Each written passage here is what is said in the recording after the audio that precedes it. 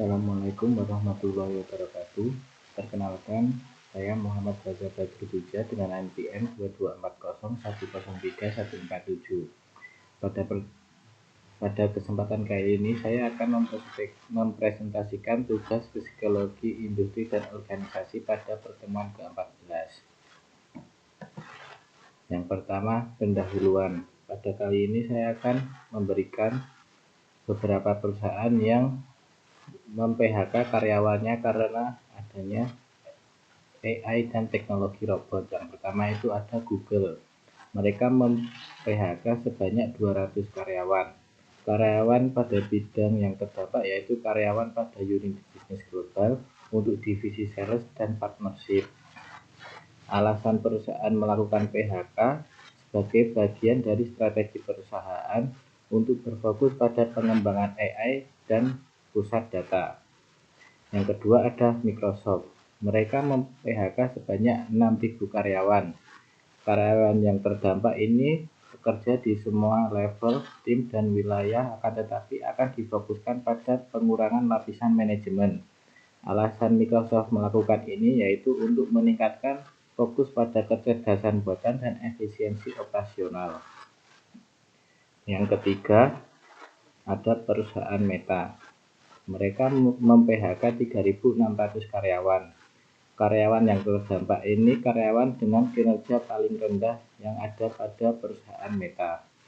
Alasan Meta melakukan PHK ini adalah untuk efisiensi dan ingin mengembangkan AI yang mereka ciptakan. Yang keempat ada perusahaan Dell. Mereka mem-PHK 12.000 karyawan. Ini jumlah yang cukup banyak untuk PHK perusahaan. Karyawan yang terdampak ini ada pada layanan IT dan juga penjualan. Alasan mereka melakukan PHK ini sama seperti Meta, yaitu untuk efisiensi dan fokus pada kecerdasan buatan atau AI. Untuk perusahaan selanjutnya itu ada IBM. Mereka mem-PHK sebanyak 1.000 karyawan, bahkan mereka sampai menutup kantor mereka yang ada di China. Karyawan yang terdampak itu pastinya semua operasional yang ada di China. Alasannya, konsekuensi dari penutupan pusat penelitian dan pengembangan R&D atau Research and Development IBM di negeri Tiongkok. Untuk perusahaan selanjutnya itu ada Duolingo. Mereka mem-PHK sebanyak 10% karyawan yang mereka miliki. Karyawan yang terdampak ini ada pada tim konten dan desain pada Duolingo. Alasannya mereka ingin mengoptimalisasi konten dengan AI. Yang terakhir ada perusahaan yang berasal dari Indonesia yaitu Pos Indonesia. Mereka mem-PHK karyawan sebanyak 1.000 karyawan. Karyawan yang terdampak ini ada pada layanan kasir dan juga logistik. Alasannya karena akan digantikan oleh robot. Yang slide selanjutnya itu ada analisis. Benang merah dari peristiwa ini adalah perusahaan melakukan strategi efisiensi dan restrukturisasi dengan memanfaatkan teknologi seperti AI dan juga robot. Google dan Microsoft diketahui melaporkan kenaikan laba yang cukup besar.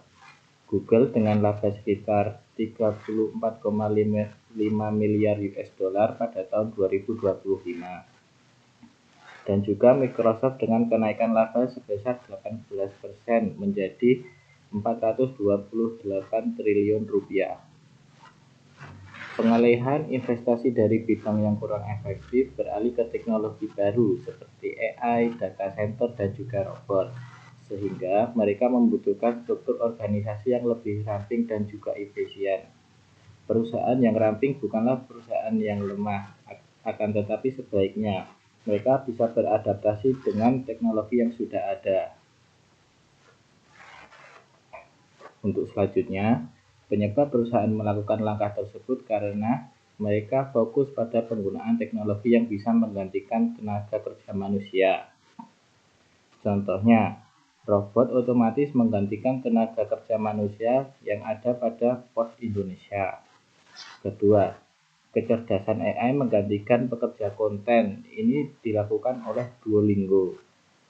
Data center dan sistem cloud yang mengurangi pekerja IT tradisional.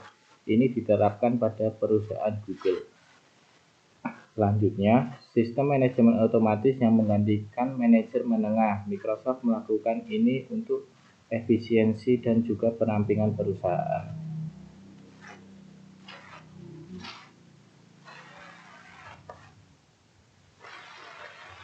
Untuk slide selanjutnya itu slide terakhir, teknologi dan AI tidak, menurut saya teknologi dan AI tidak akan sepenuhnya menggantikan manusia, akan tetapi akan mengubah cara manusia bekerja dan jenis pekerjaan yang tersedia.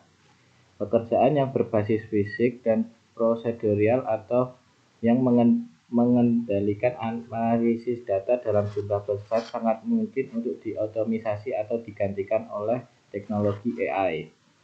Selanjutnya, tantangan manajer sumber daya manusia ketika perusahaan menerapkan kebijakan penggunaan AI itu ada beberapa. Contohnya, perubahan struktur organisasi dan peran SDM. Yang kedua, reskilling dan upskilling karyawan. Dan yang terakhir itu ada manajemen perubahan dan penolakan karyawan.